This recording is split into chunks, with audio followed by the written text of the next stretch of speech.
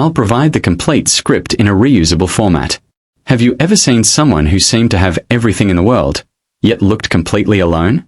One rainy evening in Chicago, a woman worth billions of dollars sat by herself in a crowded restaurant, fighting back tears after one of the most humiliating moments of her life. People admired her success, her wealth, and her power. But that night, none of those things could protect her from heartbreak. What happened next began with 5 simple words from a stranger. Can I sit here? Before we begin, if you enjoy heartwarming stories about kindness, compassion, and second chances, please take a moment to subscribe, like this video, and leave a comment below. Welcome to Kindness Paradise, where every story reminds us that even the smallest act of kindness can change a life. Emily Carter was one of the most successful women in America. At 42 years old, she owned a technology company that employed thousands of people. Her face appeared on magazine covers. She traveled in private jets and lived in a beautiful penthouse overlooking the city skyline.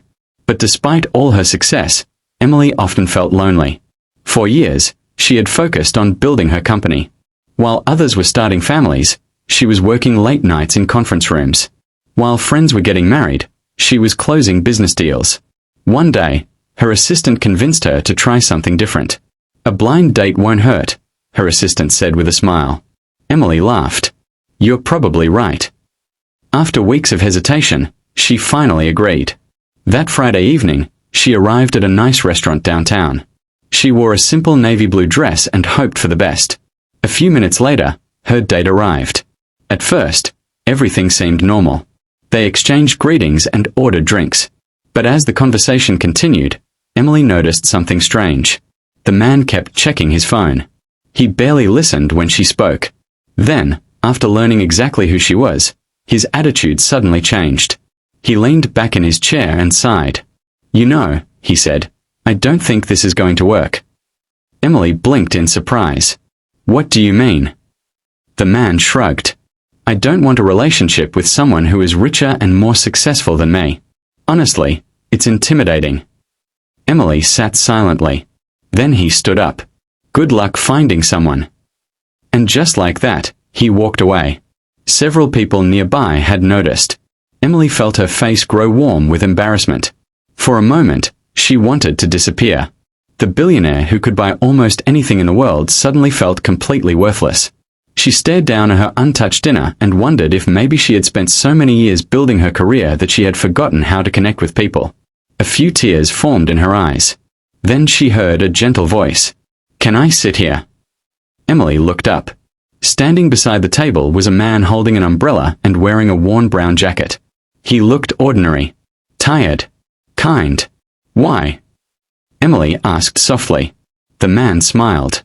Because nobody should have to sit alone after a bad day. Emily almost laughed. It was such a simple answer. She nodded. Sure. The man introduced himself as Daniel. He was a single father raising his 10-year-old daughter, Lily. He worked as a maintenance technician at a local elementary school. Emily expected him to ask about her money or her company. Instead, he asked something unexpected. Are you okay? Nobody had asked her that all evening. Not her date.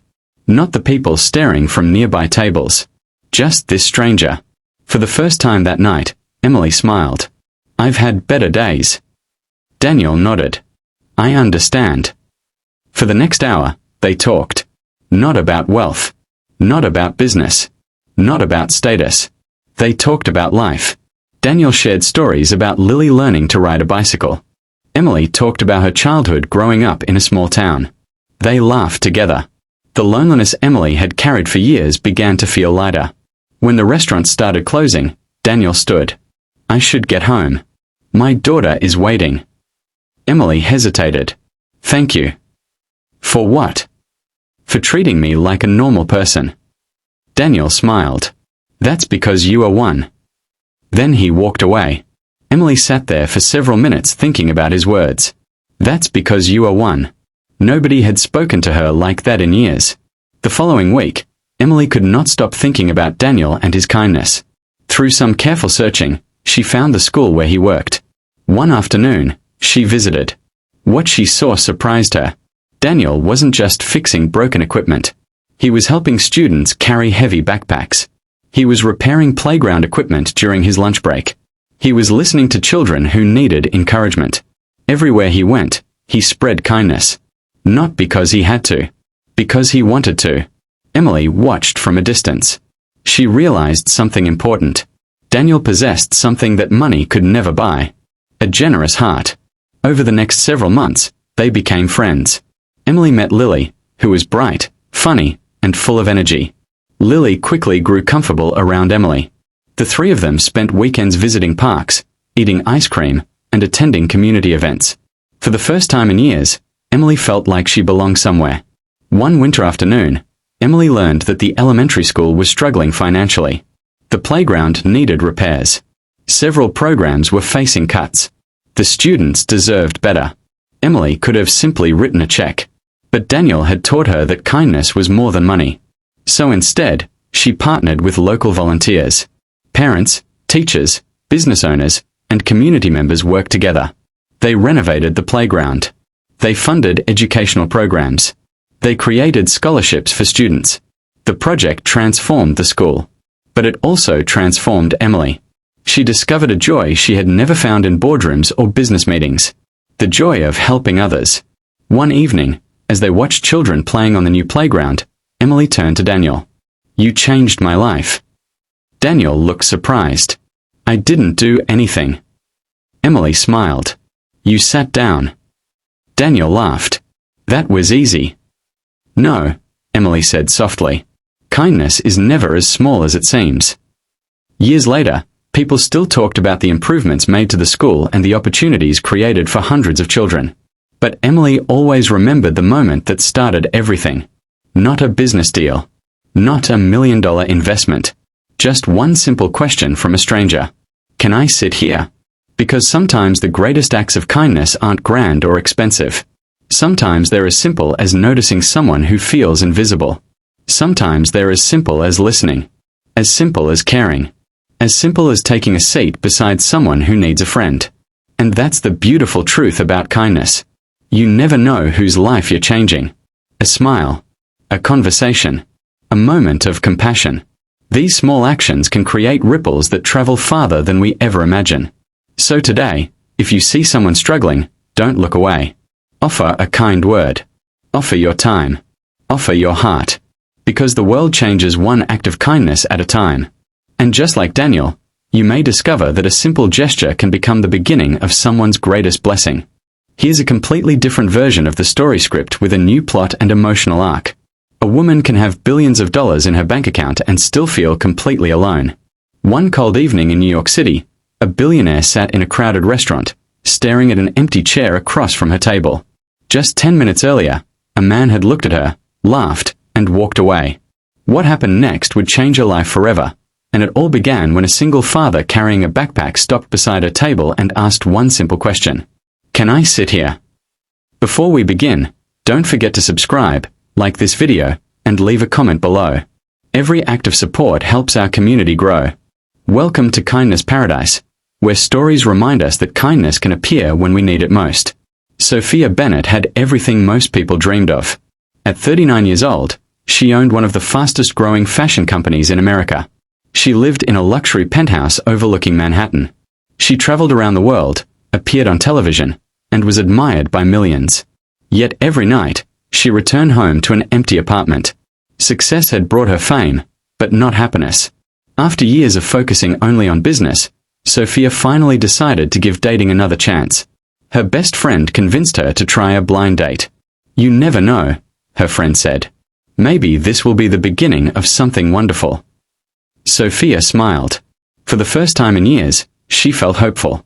On Friday evening, she arrived at a cozy restaurant in Manhattan.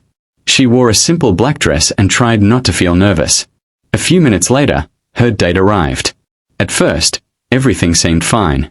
They exchanged greetings and ordered dinner. But when he learned that Sophia was the billionaire CEO everyone talked about, his expression changed. He looked uncomfortable. Then he laughed nervously. "This is awkward." Sophia frowned. "What is?" The man shook his head. "I can't date someone like you. Someone like me.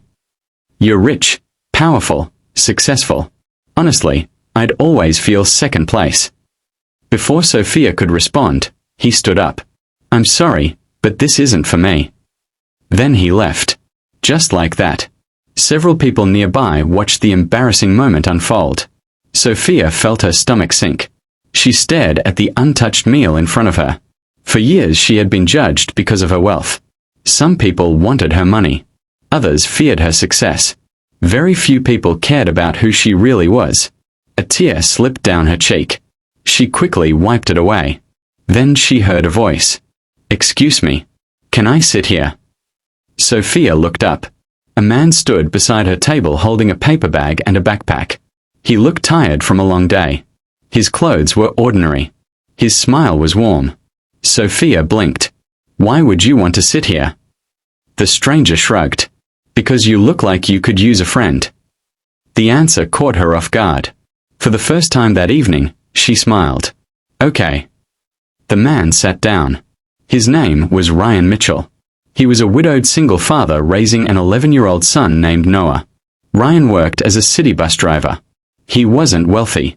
He wasn't famous. But he possessed something far more valuable. He genuinely cared about people. Ryan didn't ask Sophia about her company. He didn't ask about her money. Instead, he asked about her favorite childhood memory. The question surprised her. Nobody had asked her something so personal in years. Sophia thought for a moment. Then she began talking. She shared stories about growing up in a small town in Ohio. Ryan listened carefully. Not pretending. Not waiting for his turn to speak. Actually listening. For the next hour, they talked about family, dreams, mistakes, and life. Sophia laughed more during that conversation than she had in months. Eventually Ryan checked the time. I should go. My son is waiting for me. Sophia nodded. Then she asked something unexpected. Would you like to have coffee sometime? Ryan smiled. I'd like that. Over the next several weeks, they became friends. Sophia met Noah, a bright young boy who loved science and baseball.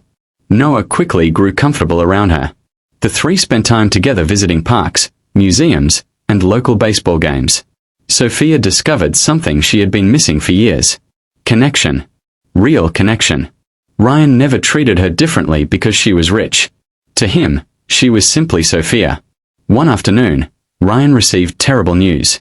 The apartment building where he and Noah lived was being sold. Rent prices would increase dramatically. Many families in the building faced eviction. Ryan worried constantly. Not for himself. For Noah. Sophia learned about the situation during a phone call. She listened quietly. Then she asked a simple question. How many families are affected? Ryan told her. Nearly 30. Sophia could have solved the problem instantly with money. But she remembered the lesson Ryan had unknowingly taught her. Kindness isn't just about writing checks. It's about showing up. The next few weeks became a community effort. Sophia worked alongside local leaders, businesses, and housing organizations. Ryan organized volunteers. Neighbors helped neighbors.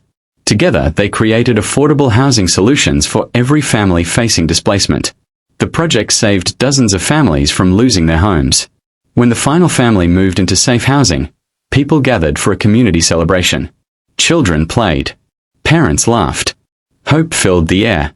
A local reporter asked Sophia why she had worked so hard to help. She looked toward Ryan and Noah. Then she smiled. Because someone showed me kindness when I needed it most.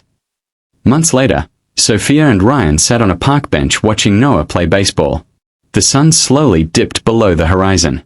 Sophia turned toward Ryan. Do you know something? What?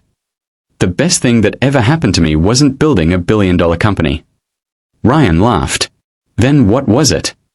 Sophia smiled. It was meeting a bus driver who wasn't afraid to sit beside a stranger. Ryan shook his head and laughed. It wasn't a big deal. But Sophia knew better. Kindness is often mistaken for something small. Yet sometimes a simple act changes everything. A conversation. A smile. An invitation to sit down. Those moments can heal wounds we never knew someone carried. Ryan's kindness had reminded Sophia that she wasn't defined by her wealth. She was defined by her heart. And because of that kindness, countless other lives were changed as well. The truth is, we never know what someone is going through. The person standing beside us may be fighting loneliness, heartbreak, fear, or disappointment. That's why kindness matters. Not because it costs money, but because it reminds people they are not alone. So if you see someone struggling today, don't ignore them. Offer a smile. Offer a kind word. Offer your time. You may never fully understand the impact of that simple gesture. Just as Ryan couldn't have known that one question would change a billionaire's life forever. Because in the end, kindness is the greatest wealth anyone can possess. And when we share it freely, we make the world a little brighter for everyone.